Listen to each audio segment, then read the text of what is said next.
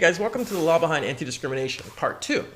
Today we're going to talk about what the right gets wrong about anti-discrimination laws, and you see a lot of these issues come up with commentators like Jordan Peterson and Dave Rubin. To give you a rundown of where we left off from the last video, I did a biographical video on all of the Constitution, statutes, cases that led up to the Civil Rights Act of 1964. The Civil Rights Act of 1964 basically says that you're protected on the basis of your race, religion, national origin, sex, and your age in places of public accommodation, aka businesses, schools, etc. If you notice, in the Federal Civil Rights Act, there isn't protections that include your sexual orientation, and this is where the issue arises mostly. So what's left is the states have to legislate on these issues because the Federal Civil Rights Act does not include sexual orientation. Also, note, there are some cases that have held that sex under the Federal Civil Rights Act does include sexual orientation, especially in the EEOC context, and there's a case from the Sixth Circuit called Hively as well that held that. But generally, it's accepted that sex does not mean sexual orientation under the Federal Civil Rights Act. So why does this issue keep coming up, you might ask? Because states have had to legislate protections for sexual orientation, and there's a cultural newness to allowing gays to have access to everything just like everyone else. At one point it was race, now it's sexual orientation that's becoming the battleground for people's religious rights to discriminate. But when you look across the country, there's more than half of states that have protections on the basis of your sexual orientation. And in my state, for example, in North Carolina, we only are protected insofar as you're in public employment and governmental positions. The level of protection can vary, and the plurality of those states that do have protections is usually for trans identity, gender identity, and your sexual orientation. So then you might be wondering, well, if we have these laws, then why is this not an open and shut issue? Why does it keep coming up? Well, the issue is that there's a constitutional claim on the part of those wanting to discriminate, that they have a religious right or artistic right to practice their religion or pursue their art, and it's being hindered by the state anti-discrimination statutes. So simply said, I have a religious right to discriminate or an artistic right to discriminate. This is the Masterpiece Cake Shop case coming up, and that's what people were worried about when we first looked at the case. There's two cases that are mainly quoted in the Masterpiece Cake Shop case, and also state religious freedom restoration acts. Employment Division v. Smith is the first case, and it states that if you have a neutral and generally applicable law, then you cannot get a religious exemption from it unless the statute grants it in an even and fair manner to all religions. So basically what it's saying is, if this law is fair, evenly applied to everyone, you can't just claim a religious exemption from it. Then the case Church of the Lukumi Babalu Aye says that the government cannot pass a law that targets a religion in such a specific manner that it's hostile to the religion. So in that case, there was a church, the Lukumi Church. I'm not sure what kind of church it was, but they had a practice of ritual chicken sacrifice in their churches. And the town passed an ordinance disallowing this, but it was in such a targeted, specific manner that the court said it was hostile to their religious beliefs. Then, the state religious freedom laws. It's not really that important in this video, but you need to know they exist. They make it harder for states to pass laws that would have the effect of limiting your right to practice your religion. So basically it just sets a higher standard for anti-discrimination laws. It has to be a compelling government interest on the part of the state, and it has to be done in the least intrusive manner as far as your right to practice religion. But if you want more, you can look it up. When we compile this list of cases in these statutes, you have your anti-discrimination statutes, the two cases, and your RFRAs. It basically means that laws that are neutral and generally applied, that are not hostile to your religion, that are not overly intrusive in a state with a RFRA, are generally fine, and you can't claim a religious exemption from that law. But there's still the issue of your First Amendment right to discriminate against these statutes. The Constitution is supreme above state statutes, even federal statutes. Ergo, if you have this First Amendment right to discriminate, then it counteracts your state statutory protections because the Constitution is superior. And that's where the issue comes up, and that's where a lot of the worry was. So in the cake shop case, you basically have the situation where the plaintiffs were denied a cake with a specific artistic message on it by the defendant, Masterpiece Cake Shop. On one end, the plaintiffs argued, we just need to reaffirm the common notion that you can't get exempted from anti-discrimination law on the basis of your religion. Then the defendant's argument, which would have been devastating for civil rights law, claimed that we have this artistic right to discriminate, and it counteracts these statutes, like we said earlier. The implication of the defendant's argument is that it would have essentially put a hole in civil rights law unless the court limited its application to only sexual orientation. Because you can imagine, if I have a right to discriminate against people of a different sexual orientation, then why is this First Amendment right only limited there? And that's what a lot of people were worried about. And that's why the issue is still kind of concerning, especially with a new 5-4 court with Gorsuch and Kavanaugh on it. The actual outcome of the case was mild compared to what the plaintiffs wanted and what the defendant wanted.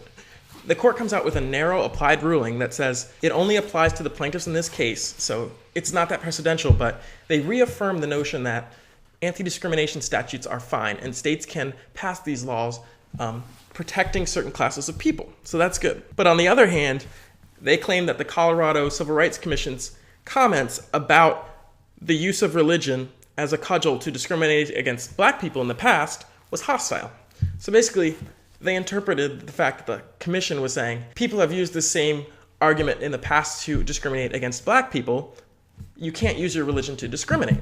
They interpreted that basically as hostility to religion, and therefore the case violated Lukumi Babalu Aye and the Employment Division v. Smith case. When you look at the Masterpiece Cake Shop case, we're kind of left in a situation where there's still a potential chance for this to be brought again because it was such a narrow ruling and we have a different court now. So it's something that you should definitely keep your eye on. What the right gets wrong about anti-discrimination statutes is that, like we talked about briefly above, can you apply the same argument that you're using to discriminate against sexual orientation for people of different races? If you claim a constitutional, artistic, or religious right to discriminate, why does it only have to stop at sexual orientation? You have to find a way to distinguish why sexual orientation is different from race. I mean, when you think about it, your sexual orientation is something you don't choose. It's immutable. So is your race. Opponents on the right have to deal with this argument, and they come up with some disingenuous arguments to get around it, but I don't think any of them apply because these are both immutable things that are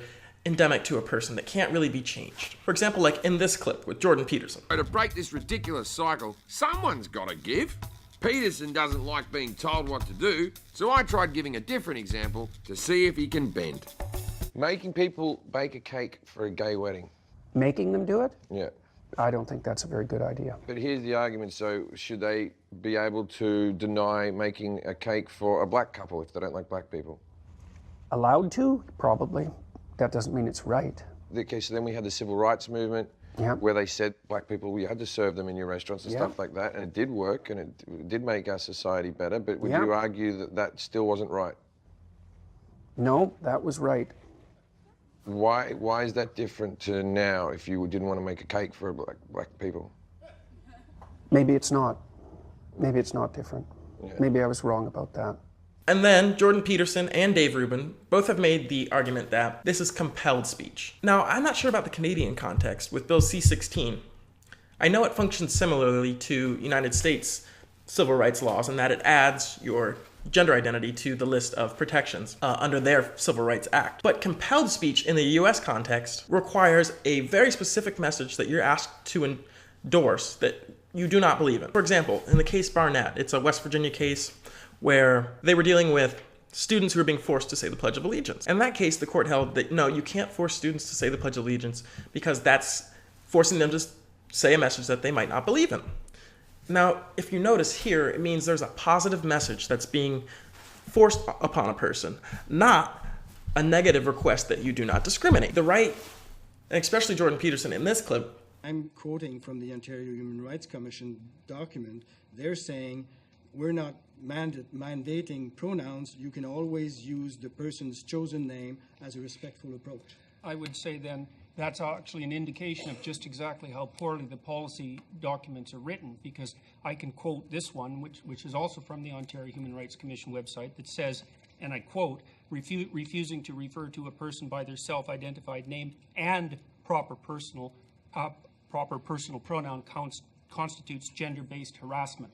And so if the policies were written in a coherent manner and there wasn't internal contradictions, then your statement would be a reasonable objection. But since it's not written that way, and I do believe firmly that that's a testament to the degree to which it's a poorly written set of policies, is that it's full of internal contradictions, and that'll be worked out very painfully within the confines of people's private lives.